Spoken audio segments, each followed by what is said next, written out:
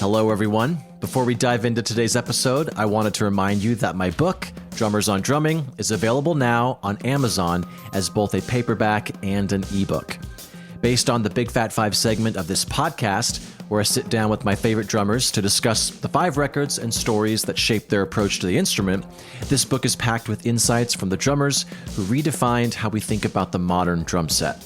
You can grab your copy now by checking the link in this episode's show notes or simply searching Drummers on Drumming on Amazon. So thank you for all the support, and now let's get into the show.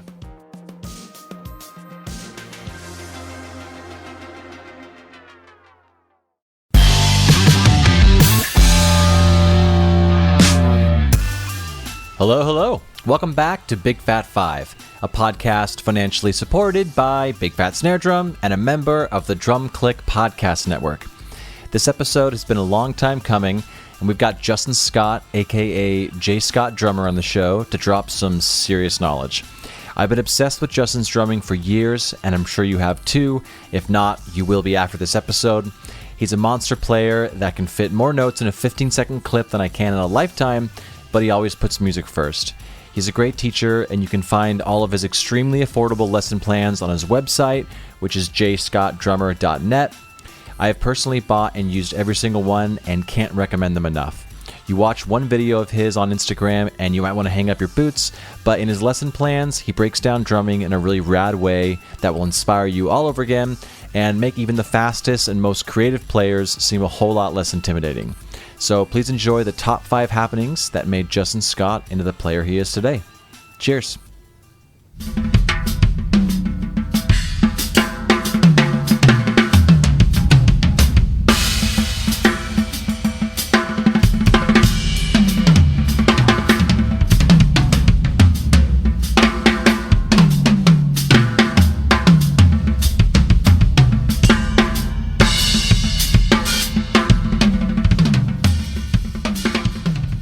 You've definitely made a distinction in past interviews I've heard you do of what you do on Instagram and then what you would do at a gig, and that sometimes you'd even take days off from the mental anguish, if you will, of that intense practice to get ready for the gig.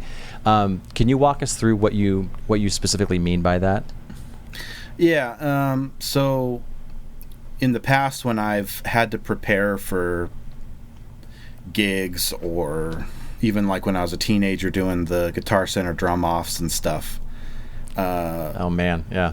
Yeah. I realized later in life that the way that I was preparing myself for things like that just wasn't very efficient. So, when I'm practicing, my brain is in a super analytical mode where I'm focusing on all the little details all the time.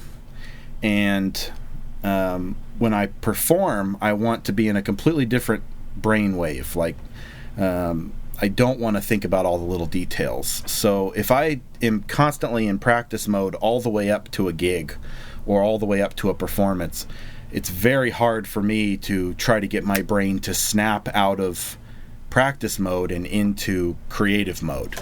So I find that by giving myself a few days of a period of rest where I'm just letting my brain process information and trying to kind of get myself into more of a creative space mentally helps me a lot when I actually get to the performance. And just rest in general, I've found is massively important for me. Like giving my brain time to process the stuff I've worked on. Realizing, like for the drum off, for instance, when I was a teenager, I'd practice every day for hours for a couple months up to a drum off, and then you get to the actual performance, and I realized later that I'd never given my brain time to process anything. I was just constantly filling it with information every day, pushing harder and harder, and there's been other times in my life where I'd be working on something really hard, and then I would take a vacation for like a week and I wouldn't think about it at all, and I'd come back a week later and sit down, and suddenly it's so much easier to play and my mind is clear, and suddenly I don't have to try at all. Things just happen naturally, and it just dawned on me how important that period of rest is for your mind to process things. So yeah, if I have a performance of some kind, I practice really hard, and then I take at least 2 or 3 days off where I just do anything but think about whatever it is I'm performing. Damn, I know exactly what you mean about taking that week off. It's like a superhuman when you come back, and then give it a week, and then you're like, oh no, I'm back to not knowing what the hell I'm doing. So that's great. Yeah, and so like I love those magic moments where your brain's just like, oh, I got this. I've it's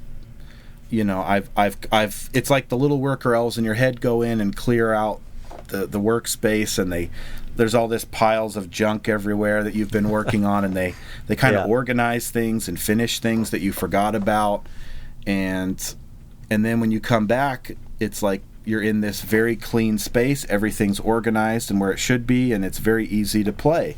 And then you get back into practicing and pushing again, and suddenly it gets all muddy, after a while again. Absolutely. So yeah, just figuring out over time, having a good rest to work ratio, understanding how much rest I need, for every few hours of practice that I do, I need a certain amount of rest from that. So that's kind of a big part of how I've learned to develop over the last few years. So. Mm-hmm. Well, what are your goals as a drummer when it comes to the specifics of what you do on Instagram, which is a little more, if I could generalize, and I hate to, but a little more choppy? What is, because you do make the distinction between those two things. So what is your goal with that?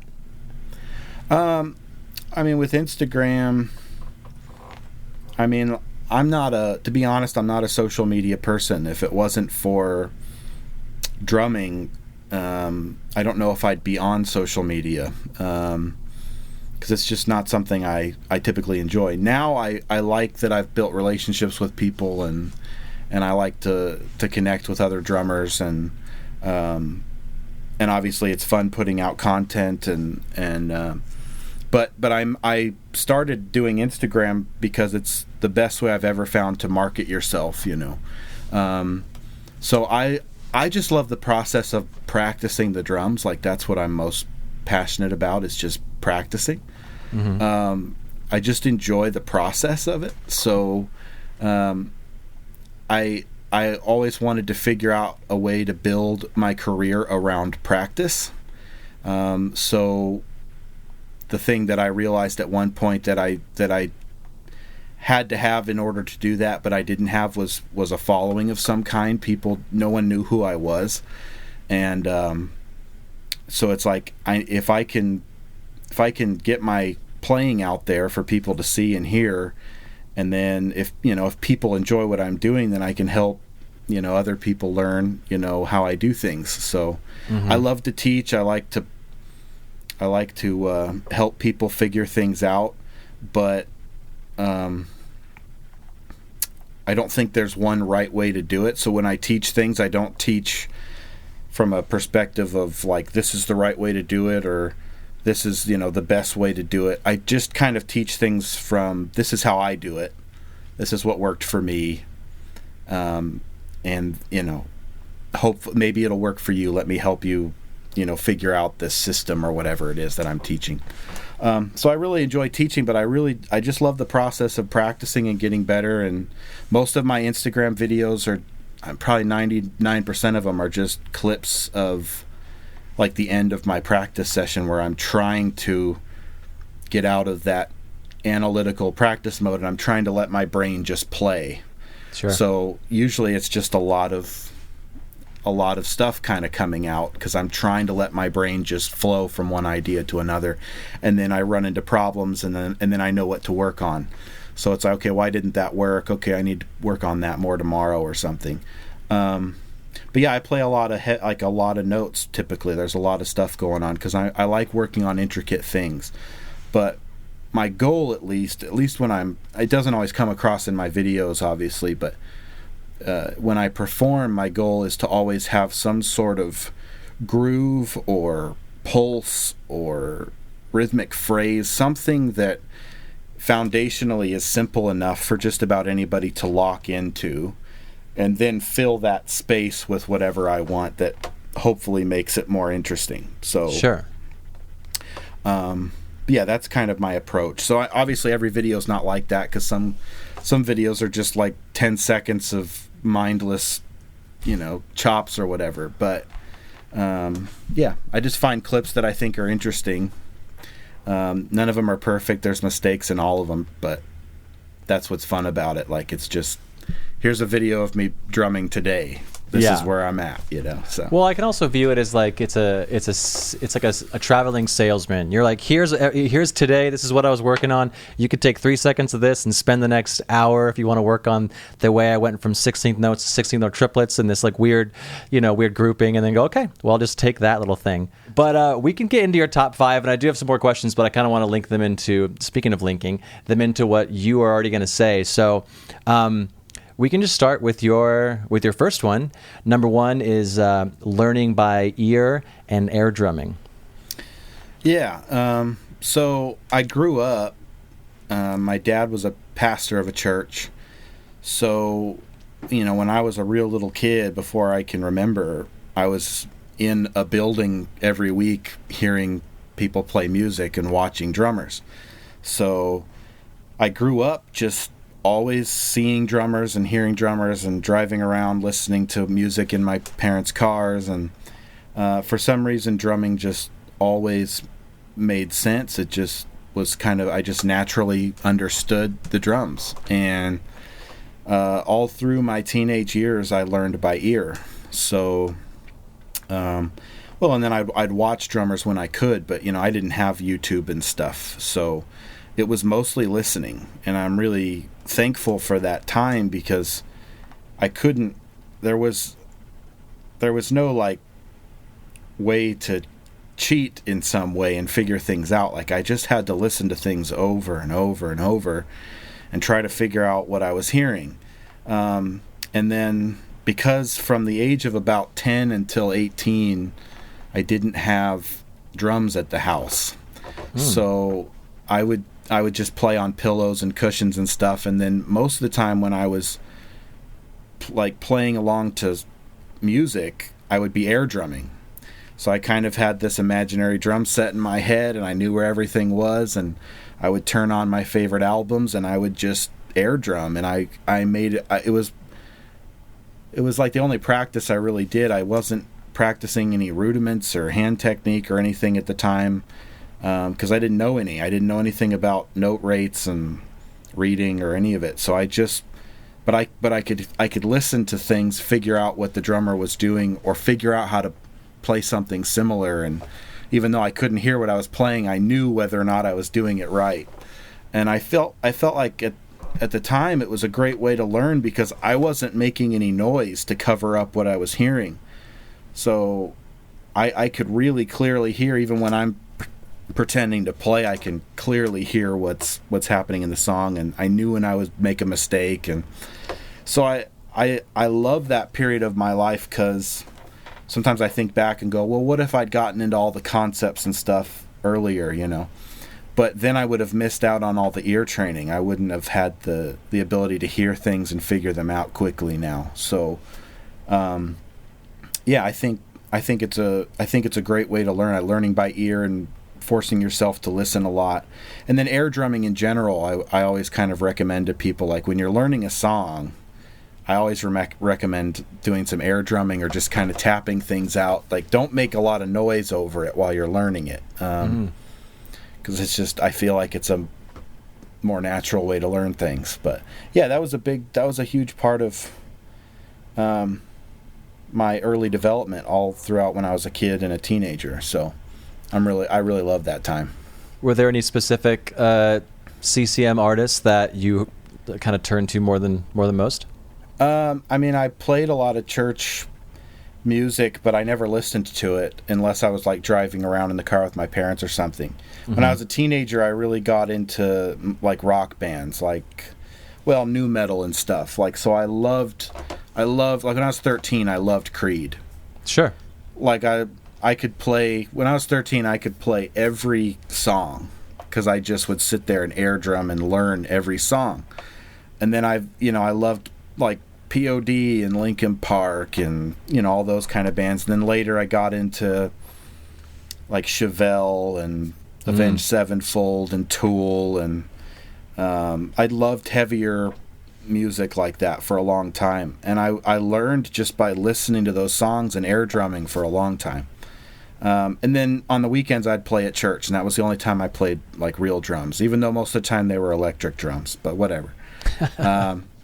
It was the only time I could actually play. And so I learned a lot in church too, playing, because I started playing in church when I was 10, and I was playing with adults. So all my teenage years I was playing with adults who'd been playing for a long time, and none of them are professionals, but they knew how to play a song right, and I'm like a kid, I don't know how to play a song right. So I learned song form and how to keep things simple and how to keep the time and just basic things when I was a kid, foundational things that I didn't have to worry about later. So yeah, I was into a lot of rock music though, mostly. I've always played at church my whole life, but I don't spend a lot of time listening to CCM music. Mm-hmm.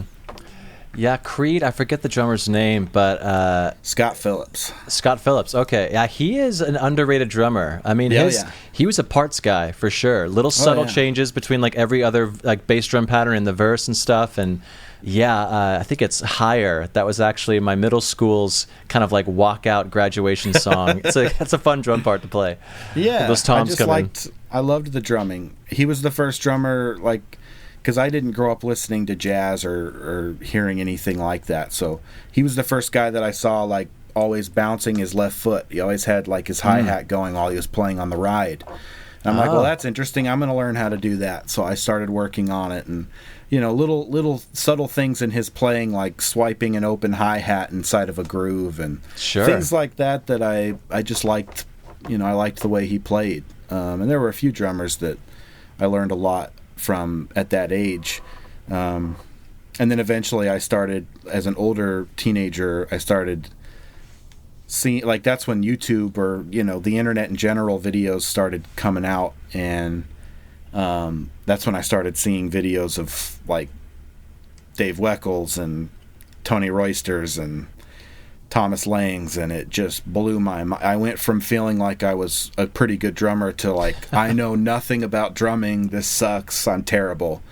So it was really depressing in some ways at the time when you realize that there's so much that you don't know, but it just made me excited. I started getting really hungry for learning stuff. So yeah, it was a cool time.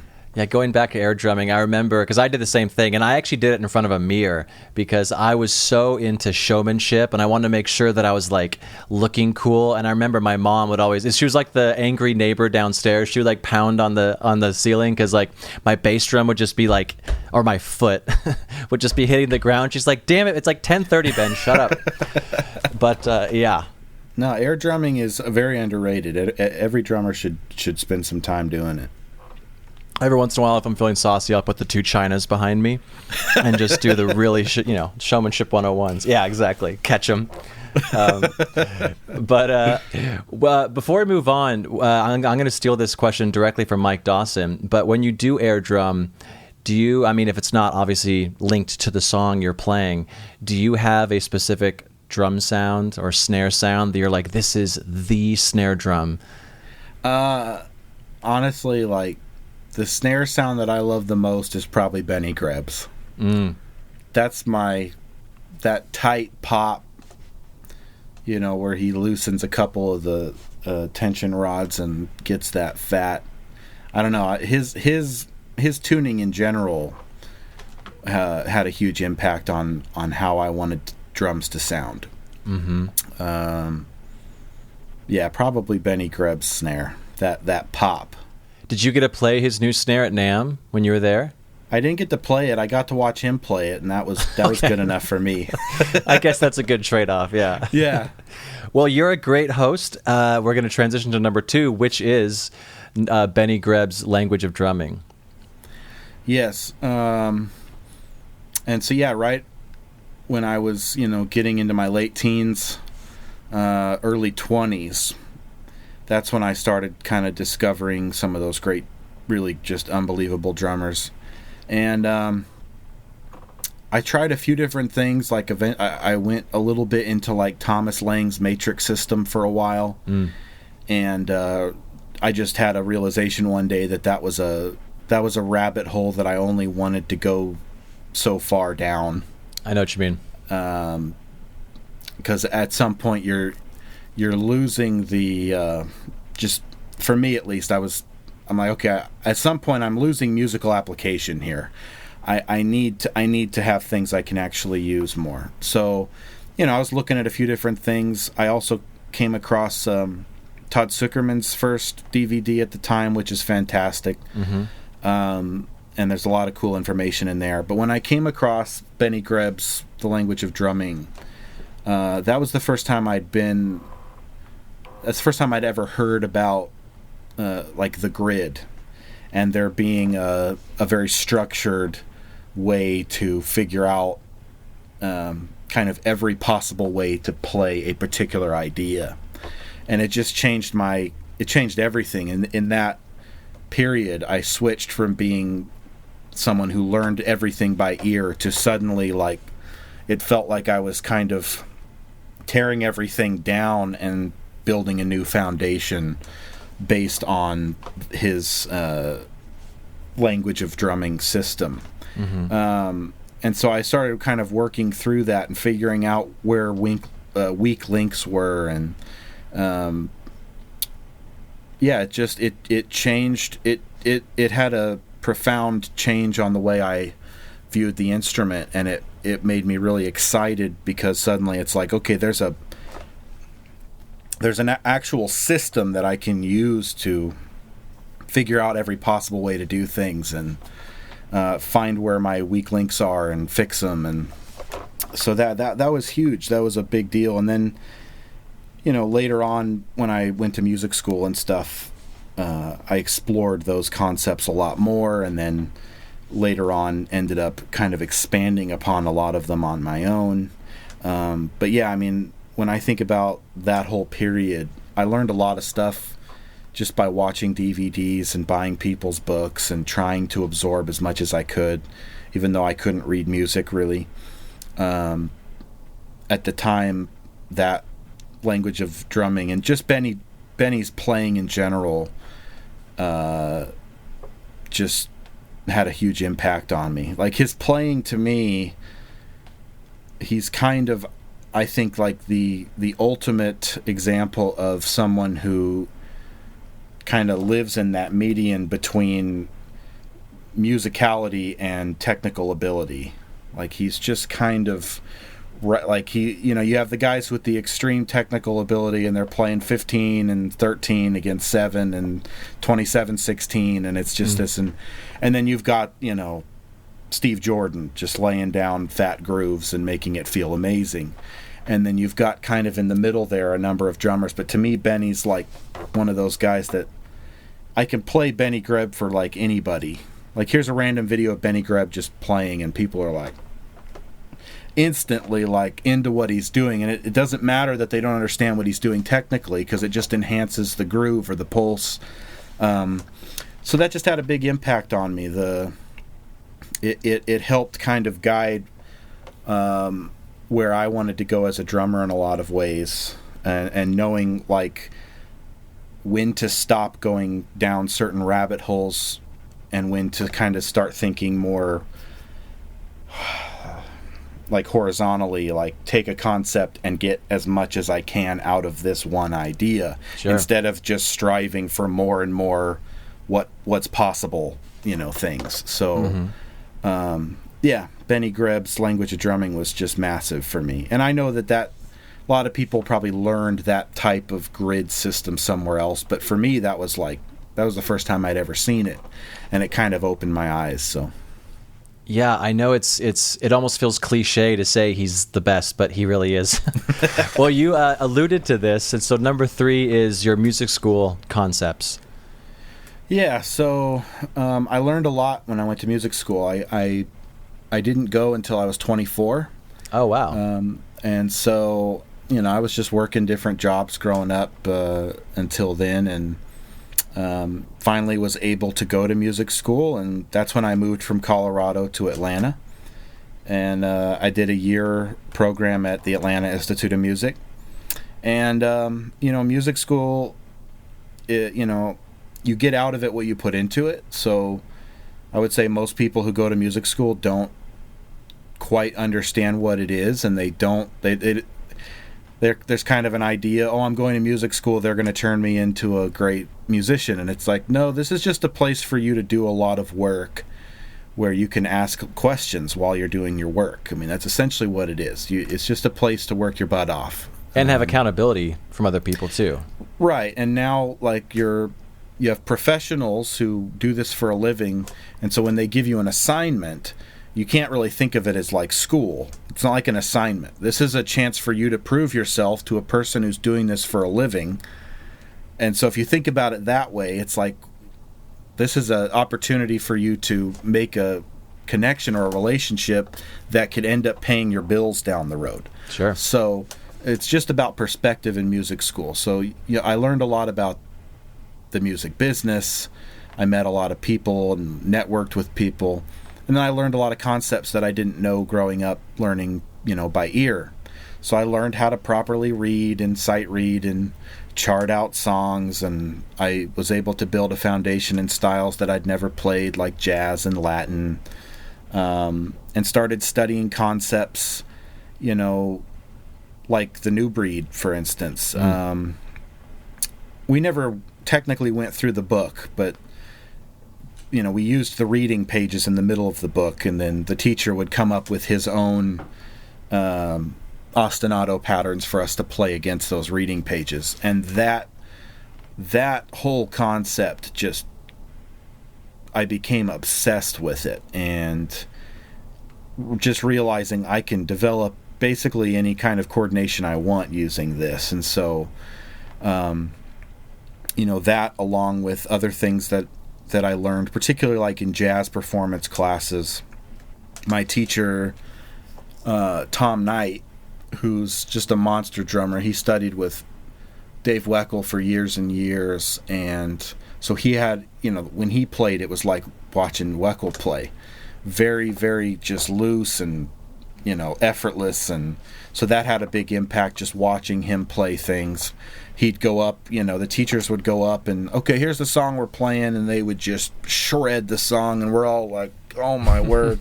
Yeah. And then we have to go up and try to play it, and I learned a lot about, because I'd go up and play a song, and and then I go to Tom, and I'm ready for Tom to like shred me, like give me all the stuff I suck at so I know what to go work on. Yeah. And he'd always say, like, man, the stuff you're playing is great, but you have to cut the volume in half. Like you have to be able to play all that stuff, but way down here, really quiet. And so it became an obsession to work on dynamics and be able to play everything at super low volumes, and concepts like that, that and like the new breed stuff. It just changed. It changed how I approached practice, and then learning how to manage your practice, how to, because that's all I was doing when I was in music school. I was just practicing all day and then going to school at night. So I had to learn to manage my time, because the way that the school I went to worked was, they were basically cramming 3 or 4 years of school into like 1 year program. So their goal was to spread you super thin. So like the first quarter you're there, it's pretty easy. And then second quarter, they just start hammering you. Like, you got to do this, have it all ready by next week. So if you don't learn to manage your time and practice everything, efficiently and have a schedule, you're kind of screwed. So that was a big part of it. Learning things, one of my teachers would say, like, don't practice any one subject for more than like 15 or 20 minutes. Because after 15 or 20 minutes, your brain is going to start to daydream, and you're going to start to kind of go on autopilot. And he's like, so make a list of the things you got to practice and spend 10 or 15 minutes on each one. And then if you have more time, go back through the list again. And that way you hit everything on your list, and you're kind of equally splitting up your time, and you're giving each thing your focused attention. So things like that that are super valuable to learn, So I just learned, I learned how to learn in music school. Sure. I don't know how much I actually got better in that time. I'm sure I did get better, but I was spread so thin, you don't have time to get really good at anything. Yeah. So when I got out of music school, there was a period of maybe 6 or 7 months where I just didn't practice at all. I was so burnt out. I just let myself. I was teaching at a music store and playing at church gigs on the weekends, and I was like, that's all I'm going to do for now. Sure. Which is, again, kind of like what you were talking about, giving yourself the mental break, Yeah. My brain just needed it. Yeah. It needed me to, like, leave me alone for a while and let me process this stuff. And that's where, I think the fifth thing on my list, which we'll get into, is when I started writing out my own concepts and stuff. And that happened about 6 or 7 months after music school, when I started getting back into a mode of practicing. That's where all the creativity suddenly kind of showed up. But yeah, music school was great. I got a lot out of it because I just worked really, really hard when I was there. And I left there, like when I got to school, I had all these questions. And when I left, I was like, okay, anything I want to learn from now on, I can figure out, which was the whole point. That's why I went, so. And what made you go from Colorado? What made you pick Atlanta? So originally I was going to go to MI in California, but it was just way too expensive. I could never get the money to go. It just never financially made sense. Yeah. And then, I randomly was looking kind of in the South because my wife's family lives in Tennessee. So they live in Chattanooga, Tennessee, which is about 2 hours from Atlanta. Mm-hmm. So she wanted to kind of be closer to her family. And I'm like, well, maybe there's a music school somewhere near there that I could go to. And I happened to find Atlanta Institute of Music, and it just worked out. So that's why I chose Atlanta. And we just stayed because you build relationships with people, and so it just worked out. When you went to music school, what was your original goal with drumming, or is it just to get as good as you can be and then figure it out from there?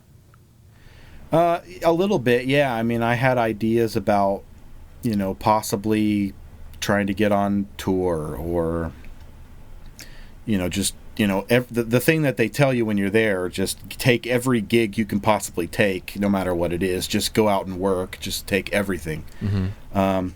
And so for a little while, when I was first there, that the idea was kind of like, hey, whatever, I'm just going to get as good as I possibly can. I'm going to work as hard as I can, build relationships with people, and then whatever is supposed to happen will happen. But I realized over the course of going through school, by the time I was done, I realized that I wasn't going to be the guy to go out and get every gig and try to do the gig thing. I realized, like, I want to be able to practice the things I want to practice and spend the majority of my time doing that. So instead, I immediately got a job teaching at a music store, and I consistently had church gigs on the weekends.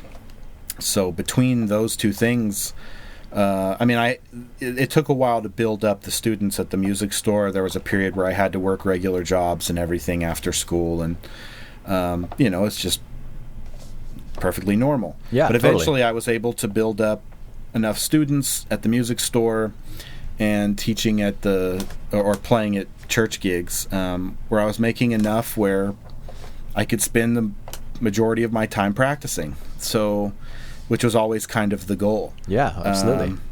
And when I realized that it was actually possible to make enough money through drumming to pay my bills, along with my wife's income, of course, but I could spend the vast majority of my time like practicing the concepts I actually want to practice. That was huge, like, because that was always the thing for me. It's basically backwards. Everybody else is like, practice so that you can go get the gigs and make money with drumming, and I was like, I need to figure out how to make money with drumming so that I can keep practicing. So it's just kind of I guess a backwards way of look, because I just love the process. Like if you took everything away, you took money, endorsements, Instagram. If no one was ever going to hear me play again, I would still want to wake up every day, make some coffee, sit down on my drums and practice. Like that's what I'd want to spend my time doing. It seems like you excel at being very self-aware of that kind of stuff, because you were talking about starting off with Dave Weckels stuff, or Thomas Lang's stuff, and then realizing pretty quickly you're like, I know everyone's telling me this is one of the books you should do, and you're like, no. And then figuring out that you just love to practice, you don't want to do the touring hustle, that whole networking thing, which is hell on earth to a lot of people. Yeah. Me including, because I live in LA right now, and I've been here for 5 years, and I've done that, still do it, and I know exactly what you mean. So yeah, I mean that's you're successful with that. You figured out what works for you, man. I'm just lucky to be in a time where there's social media. Sure. Because I'm technically the guy they tell you not to be. Don't be the guy that just practices all the time and doesn't go out and play gigs. Like I'm that guy. I just happened to come along where there was social media, and I could just put clips of myself practicing up, and people for some reason like what I was doing. So it still seems weird to me, because I'm not really, I mean, I make money playing drums, different gigs. I fill in for gigs, I do sessions, but in a lot of ways I'm not really a professional drummer. Like I'm just kind of a guy that likes to practice the drums. I just happen to be able to put it somewhere where people can watch it. 20 years ago I wouldn't, I would have had to have gone down the route of getting gigs, and and honestly, I just don't know. I don't know if I could have sustained it, I don't know how long I could go on tour before it would drive me nuts. Totally, man. I'm just I love my alone time. I don't know if you've ever done like the Enneagram. No, I haven't. Personality types or whatever. My personality is mostly like, I like to be alone a lot. I like to have my thing that I'm working on all the time, and I'm okay with being by myself or just having a few close friends. Sure. I'm not great in huge like party situations where there's tons of people around. Me neither, man. It's my hell. Yeah, it's just not my personality. So, I think in a lot of ways I'm just lucky to be in a time where social media exists, because that's the only way I do what I do. Because it's a weird thing, like when I try to explain to people what I do, it's like, well, I post clips of myself drumming, and then I sell lesson videos on a website, and I teach Skype lessons and private lessons. I'd like to get into doing clinics and stuff, but I'll probably start with some online clinics and just try to get those going. Because I think it would be really fun. And I love teaching. I like helping people figure things out.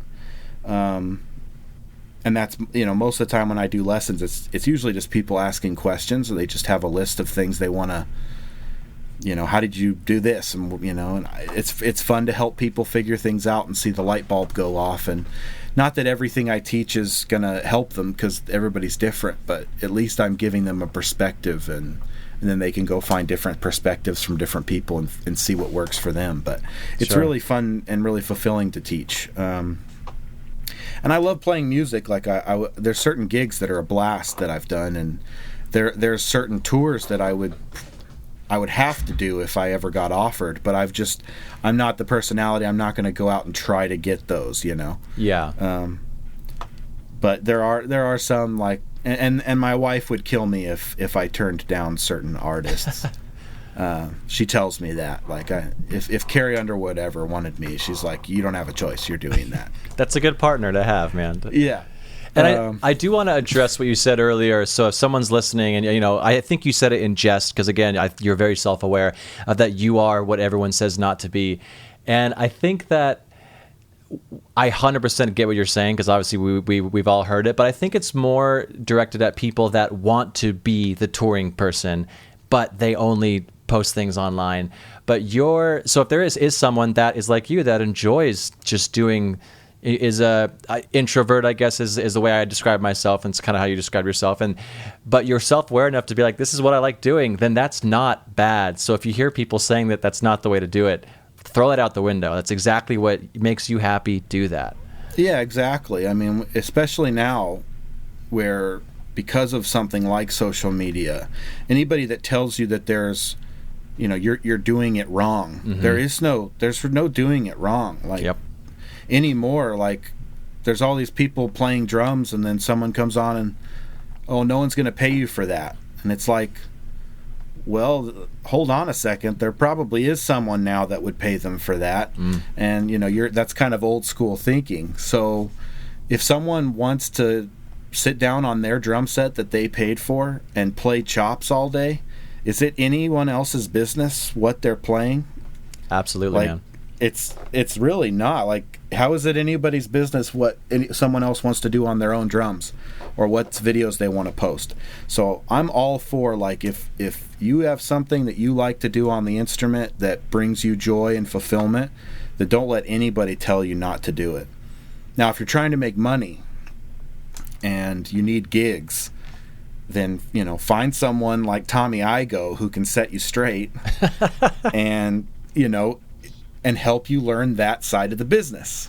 I'm not going to know how to teach you how to get gigs, because that's not my thing. So go find someone like Tommy Igoe who's like all about getting gigs and keeping gigs, and find somebody like that.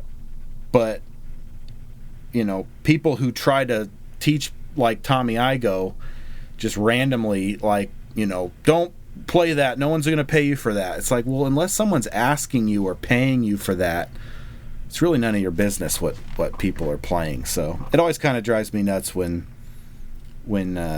like online teachers come out and call people out for playing stuff. It's like, just let them play. It's their drums. It's not your drums. Let them play however they want to play. Exactly. And like nowadays, you can, like, I'm a perfect example. I literally just post clips of myself like practicing stuff.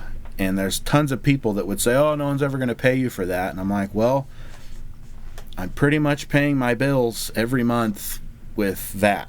Yeah. So it just depends on personality types, I think a lot too. Like you said, if you're like me, you're more introverted. And there was a time where it's like, you don't have a choice. You have to go network and build relationships with people. And it's all about who knows who you are. And that's the only way you're going to get into this business. And nowadays, it's just not that way anymore. You can be an introverted guy who just stays at home and plays drums, and you can still find a way to build your own path in the business, so to speak. So that's all I've done. Well, I love it, and we'll leave it there. And I agree with everything you just said. So yeah, number 4, and I can't get enough of this guy. So yeah, a Chris Coleman lesson. Yeah, so I took a lesson with Chris. My first quarter of music school, he came in and did a clinic, and he went to the same music school years earlier for bass. So he would come in, when I was going there, he would come in from time to time and do a clinic. And so I took a private lesson with him, and yeah, it was an eye opener. I mean, I asked him a lot of stuff. I specifically remember asking him about, I saw this video of him at a NAMM show like in 2011 where he was performing for Sonar or someone, and he did this like one-handed fill thing that I just thought was the nastiest thing ever. Sure. And so I asked him about it, and he's like, oh yeah, this. And I'm like, yeah, that's it. And I'm like, how'd you develop that? And he's like, I just kept doing it until it worked.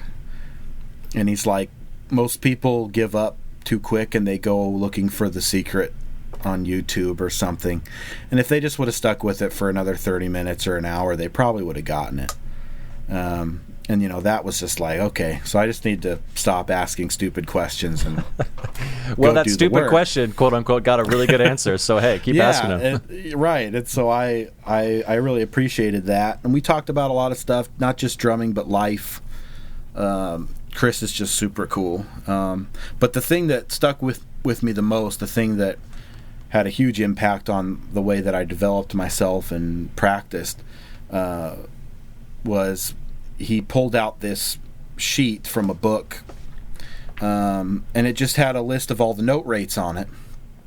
Whole note, half note, quarter note, triplet, all that, just all the way through the note rates. And he basically said, like, any rudiment or linear pattern, any patterns you know how to play, you should be able to count every one of these note rates over the top of whatever rudiment. And I was just like, at the time, I was still like trying to wrap my brain around note rates and stuff, because I just got into music school. I was still learning to read, and so I was at the time like, what the, I didn't really fully get it until later on. It all kind of hit me, like what he was saying, and how massively important that is to, take all of the things that you already know how to play or that you're learning to play, and make sure that you can count and feel each one of those ideas in different rates, and that it's not uncomfortable. Like, I should be able to play a paradiddle and count to 5 and it not be weird. I should be able to play a pattern of 5 and count to 7 and it not feel weird. Yeah. That kind of thing. Any linear pattern or rudiment or whatever, I should be able to count kind of anything I want over the top of it. And, at the time it was crazy, but it became a huge, huge part of my practice, So just taking groupings of notes and putting them into different note rates, and then getting comfortable switching between those rates, and it's just a massive part of how I practice. So I'll always remember that moment, because it's weird, because like at the time I couldn't fully understand what he was saying, but later it hit me how massive that was. And so yeah, and just in general, it was really cool to sit down with Chris Coleman. Yeah, right there. And hang out for an hour and a half. So my question would be, how do you smile all the time?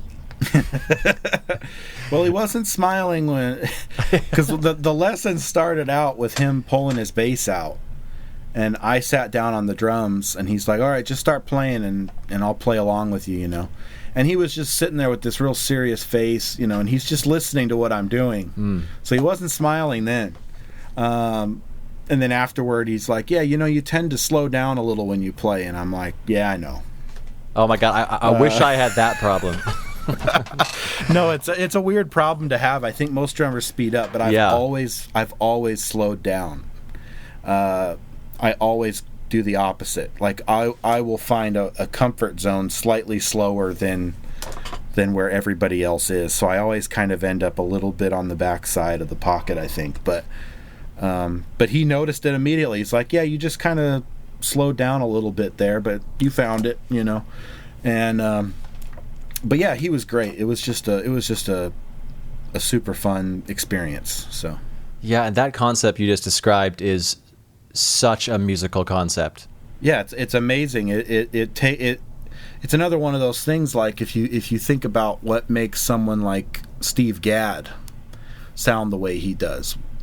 When I hear Steve Gadd, I hear someone who's got he doesn't have a million tools in his tool belt. He's got a few, but he knows how to do everything with those tools. Yeah. Like, he can put paradiddles in any note rate. He can switch them whenever he wants. He can play different permutations of them, and it's not necessarily how many different patterns you know, but what do you know how to do with the patterns that you know. And if you can put them through different note rates and change up the orchestration and the dynamic coordination and all that of each idea, to me that's more worth exploring than what's every possible pattern or every possible, can I play 13 against 21? And, it's like, well, yeah, it's probably possible to do that, but how are you going to apply that in a musical way? Whereas, maybe instead of 13 against 21, maybe you work on 3 against 5, because those are much easier to apply into music and actually use them, and then you can figure out tons of way to use that, So that's just how my brain thinks. And that note rate thing kind of started me down that whole path. And there's like I said, there's a ton of rabbit holes to go down, and that's a personal decision. Like if you want to go way down those rabbit holes, then like I think it's great, and I think you should do it if that's what you're passionate about. But I think it's important to also understand that like the further you go down some of those rabbit holes, the further away from people's interest you're going to get in a lot of ways. Like there's only a handful of people who can understand what you're doing enough to enjoy it at some point.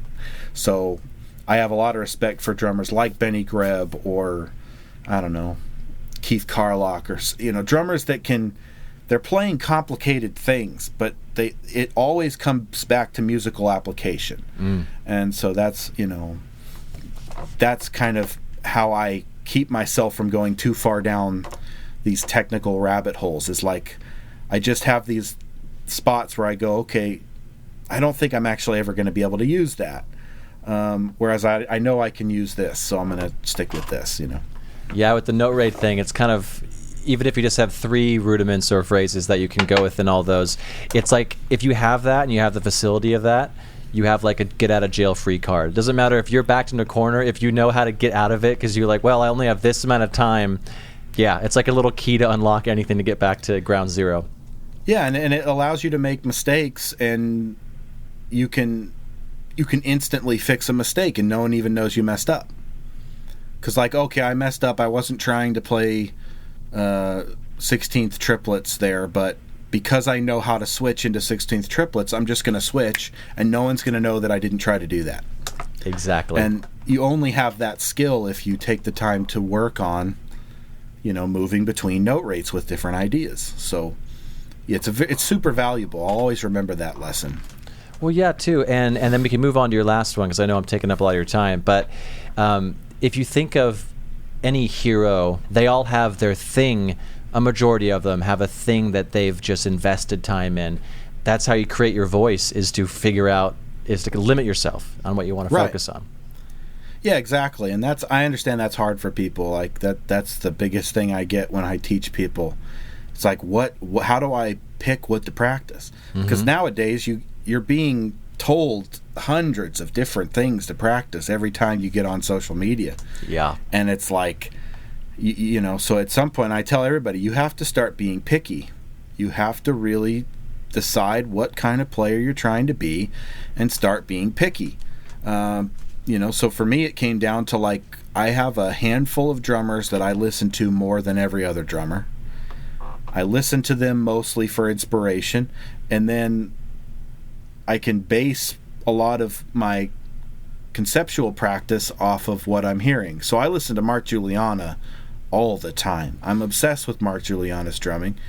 I don't sound anything like Mark, but I love the way he plays, and I get a lot of concepts out of listening to him. I'll hear something he does, and I'll go, oh, I'm going to practice doing that, but using kind of every, variation of that or whatever, and I'll come up with some exercise based on just listening.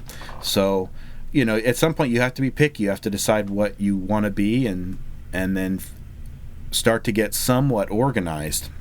And that's where there's lots of people to help. Benny Greb is a good example. You want to know how to organize practice? Well, try Benny Greb's way of organizing practice. That'll probably work. If it doesn't, go to someone else who knows how to organize practice. And, so, yeah, man.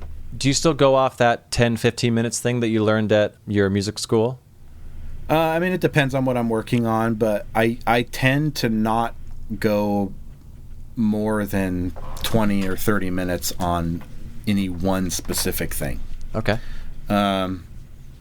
Just because I do find that my brain starts to wander, and so I do like making lists and moving through the list and then going back through the list if I have time. I enjoy that. It's a nice way to work on stuff. But there's times where your brain is just in a zone and you're really enjoying what you're doing, and you look at the clock and an hour and a half's gone by. And in those situations, I think it's different. It's like your brain is really wanting to work on that in that moment. So I think that's a great thing. But if you do find that after 20 minutes or so you're practicing and suddenly you're thinking, I wonder what my wife's making for dinner. And you're, in the middle of an exercise. That's, to me, a good indication that your brain is like, okay, next.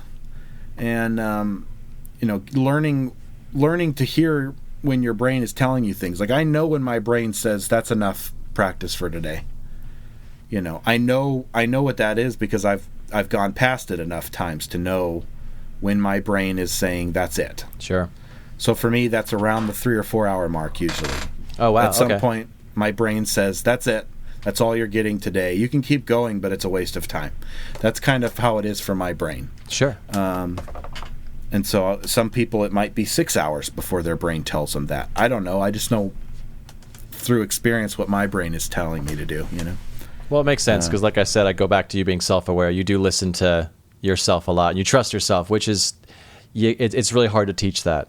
But speaking of concepts, your number 5 is creating your own concepts to practice, which, I mean, you've been kind of touching on it the whole time, but it's your 5th one, so I'll give you the floor with that. Yeah, I just recommend everybody take some time to do that, because like when I finished music school, I took that 7-month, 8-month period where I wasn't practicing a lot. And when I went back to practicing and working on stuff again, instead of just sitting down on the kit, most of my time actually was spent just sitting down with my laptop. And I would sit out on like my deck at my old apartment, and I would just think. I spent hours and hours just thinking about concepts. I had these ideas based around a lot of stuff that I'd learned, like Benny Greb's system or the New Breed system. And I would just have these ideas. Well, what if I did it with this instead of that? What if I did every permutation of this? And then, my brain would just think. And then I pulled out my computer and I found a free notation software called MuseScore. Yep. And I just taught myself how to use it. And I started writing out pages and pages and pages of just concepts, just things to practice. And pretty soon you have all these really cool ideas that, I only thought of them because I just made myself sit and think for hours about what's possible. And I spent like a year doing a lot of that, just pulling out, a lot of stuff from my brain that I'd thought of over the years, and I'd remember it and go, oh, I'm going to write it all out now. Like I had that idea 2 years ago. Now I'm actually going to sit down and try to write out. So I wrote out everything, like every possible linear pattern of 4 and 5 and 6, and then what if I take those and I try to apply them to this concept, and I just write pages of jazz coordination based stuff, comping stuff, and figuring out new ways to use the New Breed pages. Like, can I apply linear patterns to this? Can I apply rudiments to this? Can I can I write out versions of those reading pages in triplets and use those? And so it's like so much stuff. Years later, I ended up discovering Gary Chaffee's books and realized he'd already written out tons of the stuff that I thought of. And so there's like, oh, I could have just bought his books. But I loved that period of exploring my brain and just figuring things out for myself, because it's really, that's mostly what I've been practicing for the last 10 years is stuff that I just thought of myself after music school. I don't know, I feel like if more people would take the time to really explore and kind of create their own curriculum for themselves, it I don't know, it helps you kind of find your own voice a little bit. And I know that when I play, everybody sounds a little bit like other players, but I've tried really hard to create my own sound as much as I can. And I think that the only way I've been able to do it even a little bit is just because I've kind of tried to build my own concepts to practice. So I just recommend that for people if you've never tried that. Sitting and thinking of new ways to apply things. Writing things out can be very helpful. Like if you just have an idea of like, what's every permutation of this pattern? Well, go write it all out and actually play them and see what they sound like and feel like to play. And so yeah, MuseScore was super helpful. Took a little while to learn it, but once you got it, it's pretty easy, and it's still what I use today to write out everything. So That's awesome. Man, dude, I think this is gonna help a lot of people. Again, if you guys are listening, go check out. It's what's your website again for people if they want to dive deeper and more specifics with you? Right now it's jscottdrummer.net. Okay. And the link is in my bio on Instagram if you want. But it is right now. It's still technically jscottdrummer.net. I'm going to be changing it to jscottdrummer.com in the future, but right now it's still .net. Okay. And I'm sure even if people listen to this a few years from now, it'll probably navigate to your new website or whatever. Right. So you'll find it. So it won't be that hard to find, I'm sure. It's the internet. You'll figure it out. But right. Well, I'll let you go. I am going to keep talking to you after we stop recording about some logistic stuff. But it was great talking to you, man, and I think people are going to love this episode. So thanks again. Man, thanks for having me. It's always fun to talk drums. I always appreciate sitting down with drummers and talking. So thanks so much. Hell yeah, man. And that's the show. Be sure to subscribe, and if you're listening on a platform that allows for ratings or reviews, do that. It helps more people find the show, which means the show will get better and bigger, and hopefully I'll have a chance to sell out one day. But you'd be an OG listener that could brag to all your friends. Anyways, also, why don't you go ahead and check out bigfatsnaredrum.com and follow us on Instagram, Facebook, Twitter, and all the socials. Just search for @BigFatSnareDrum and you will find it. This show is edited in part using iZotope RX8 audio editor. It's amazing, so go check that out at iZotope.com. Bye.